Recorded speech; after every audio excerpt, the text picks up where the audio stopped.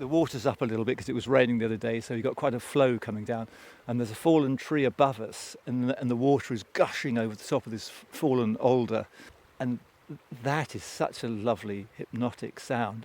I should have brought a rod with me today, but tomorrow I'm going to come down, I'm just going to flick a worm out into the eddy, nothing else on the line, just a worm and a hook, and let it go down there. There's a perch down there. It might be the biggest perch I've ever seen, but that sound, listen to it. I mean, and if you've been listening to to that kind of that chatter all day long, it's very good for the soul.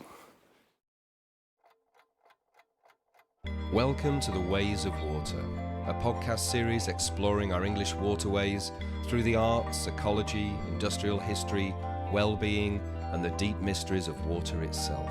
Presented by me, David Bramwell, and with the occasional guest appearances from the inimitable John Shuttleworth and his neighbour Ken.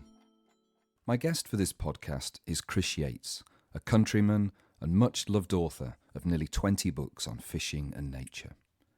Even if you've never sat meditatively by a river, fishing rod in hand, you'll find Chris's passion infectious as we discuss waterways and nature and their role in our well-being. As for this, you'll have to wait till the end to find out what strange things Chris gets up to in the long winter evenings. I've been fishing since I was 5, and it's been my way into nature, because when you're fishing, you have an immediate physical contact with nature, which I have found irresistible ever since I was a 5-year-old. And so you could say I've never grown up, but there is something about fishing which connects you to that other world, which we can't see here at the moment, because, as I say, the water is cloudy, but down there is a whole other life happening, and I just love to make contact with that other life because it's very beautiful. I feel more fulfilled, I think, after a day on the river or a day on a lake than even if I don't catch anything, than anything else I do. I just love to be by water, whether it's a river or a pond or a lake or a canal. That's a good gate. Needs some WD-40, doesn't it? No, definitely not. I was going to do a quartet for rusty gates once, and I'm still going to do it, because there's several gates around here, like the one on the top of the hill there to the north, because it is on the top of a hill, it never gets oiled, and it has a fantastic phrase. If you open it slowly, it goes ooh, ooh, ooh. It's a minor key, and I thought that's a lovely opening phrase, and I'm going to accompany that with another bigger gate in a farmyard not far away, which just goes oh, and I'm going to bring them all together, and I'll do my quartet for gates, and it'll be performed at the Wigmore Hall. And the trouble is, several of the gates I've gone to and listened to again recently, they're not singing anymore. They've been dumbed. Oiled out of existence. Yeah, oiled out of existence, yes. Very sad. Made mute with oil. And the river is just beyond in that fold in the hill. And which river is this? This is the Dorset Stour, which rises at Stour Head. We're here because this is your stomping ground, isn't it? Yeah, that's right. If we go and stand on that little bridge, this is where I like to start my my day. I like to stand on this little footbridge, and you can look down and see the fishes down below.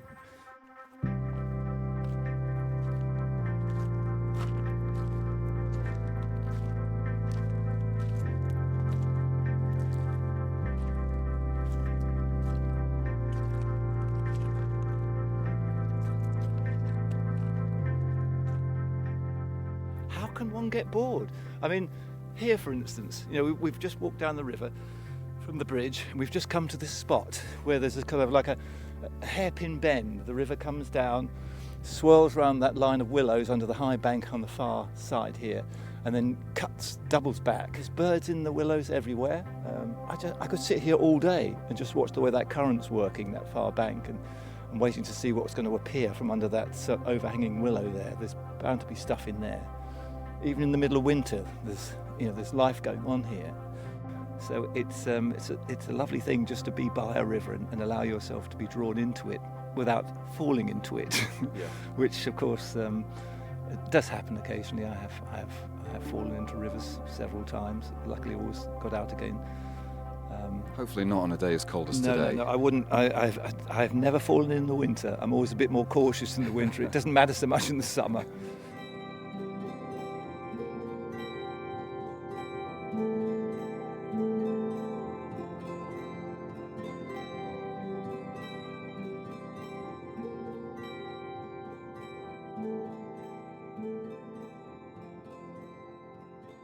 We've got a few shells of freshwater mussels here down at our feet.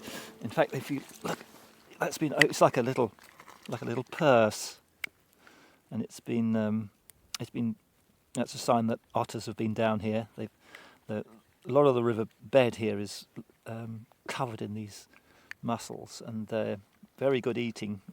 Some fish will actually manage to deal with them, crush them up, but an otter can open them with its claws and take out the flesh. And nice little winter snack that.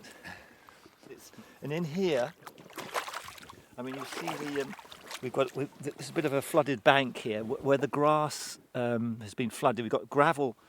I'm standing on gravel now in shallow water. In this grass, there could well be. Sometimes this is my kids would love this when they were little.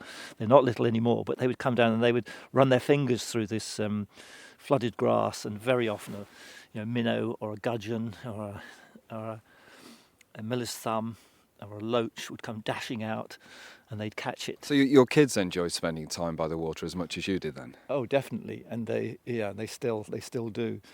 But yeah, when they were little, they loved fishing with nets and fishing with rods, and they just loved seeing what there was to see under the surface, and there's always that moment when with little shoals of fish darting about you, and you're standing up to your knees in water, and they look out and they all gasp and they go a bit pale, and then something just glides by, sort of a big shadow just sort of drifts by up from the deeps and then disappears again.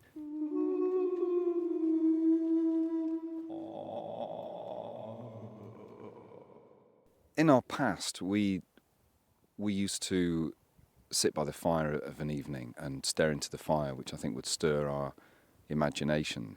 And to walk along a river, there's something that we connect with elementally. Are you able to put that into words better than I can? No, I think it's you've got it absolutely right. That, I mean, look here where we've got that bit of sunlight on that ripple below us. It is like looking into a fire, and a fire can be quite sort of hypnotic, and once you've gazed into a fire for more than 5 minutes, your mind does tend to be, you'll get led away from yourself, and you find yourself in another dimension, and it's like that, but writ much larger by a river, because of that, the way that it's enticing you. It's offering another kind of reality. Do you think our relationship with waterways has changed in our cities, the way that people respond to them? What I like, especially in the city, is the way the river will reflect the buildings and reimagine them. So it's contorting them and twisting them and breaking them apart, and that's a wonderful thing to watch. Just see. Last time I was in London, walking along the South Bank, looking at the way the Houses of Parliament were being completely destroyed by a sudden gust of wind. I thought, God, I wish I could do that. And there was nothing left of it. The Big Ben sort of collapsed in about 15 pieces, and because I'm looking at it upside down and in reflection, and it was lovely the way I could actually see the clock face still quite well defined in the water, but it had been beheaded, as it were, disconnected from the rest of it, and this lovely ripple just took it away, and then it coiled and reformed, and yes, it was. So you're saying a river's natural political affiliation will be with anarchy? Yes, it's all to do with anarchy. It is the ultimate anarchic element that is water. As yes, it's a great medium. Okay, we've got a bit of a. See, not long ago, that had a lovely. No, that somebody's oiled it. chance. I can't believe we haven't heard the kingfisher or seen the kingfisher. We'll walk along the edge here and down to the...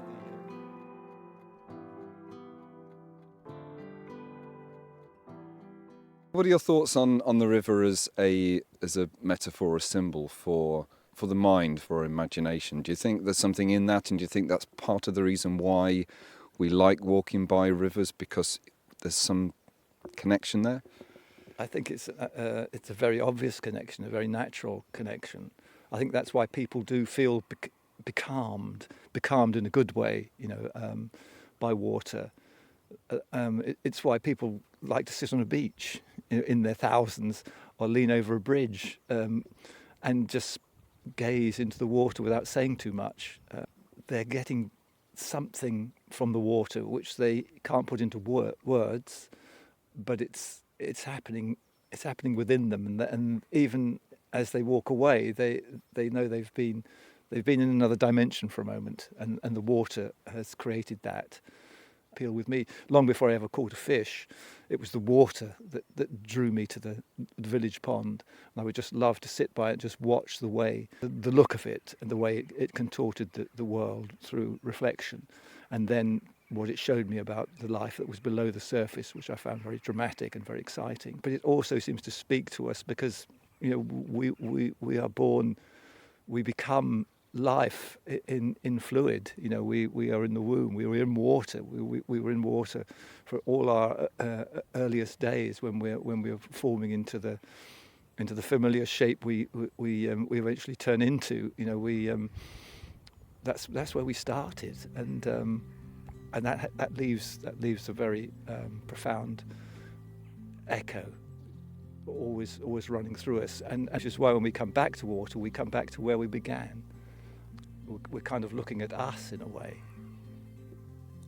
And so, there's connections everywhere. In fact, we're going to be just like that oak tree if we stay here much longer, because now the sun's going down and the temperature is also plummeting even more. I can feel my hands starting to shake. It's got to be -3 now. Yeah. And we don't want to be found out lying along the bank like that oak tree, our heads in the water.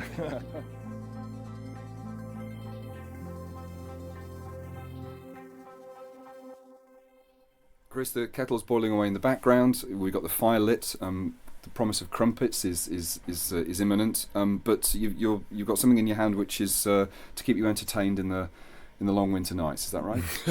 That sounds really dodgy. That does sound dodgy. I'm not necessarily going to read a book or watch television.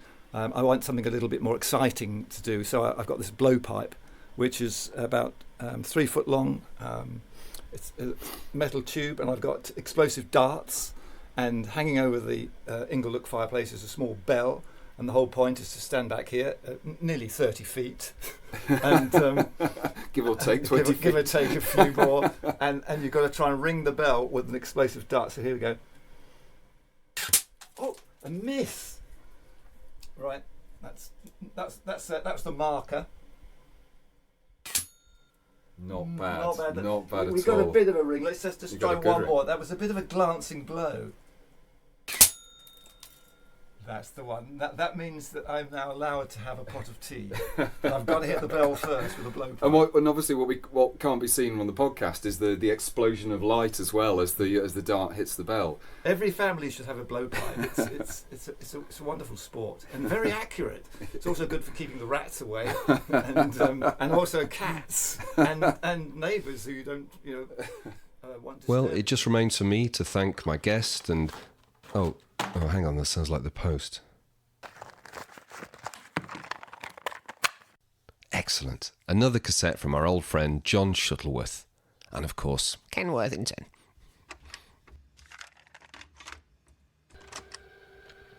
Welcome to John Shuttleworth's fantastical, and occasionally foolish, facts from the weird but wonderful world of waterways.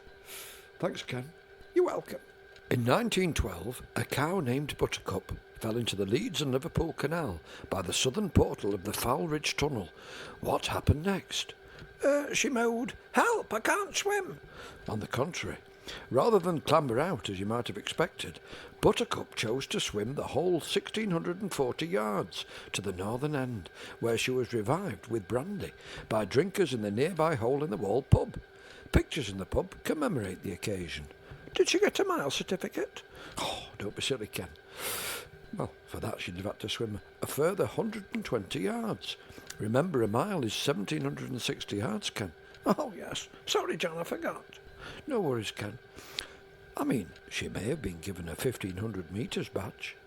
Oh, I do hope so. Good old Buttercup. Bye-bye for now. Bye, David. Hope to see you in Brighton on the pier sometime. Yes, that'd be lovely. Bye. Bye. Ways of Water was presented by me, David Bramwell, and with music by Oddfellows Casino. Find out more via drbramwell.com and check out Oddfellows Casino on Bandcamp, where you'll also find links to my album and book, The Cult of Water. Many thanks to all the guests in this series and to you, the listener. Watery blessings to you all.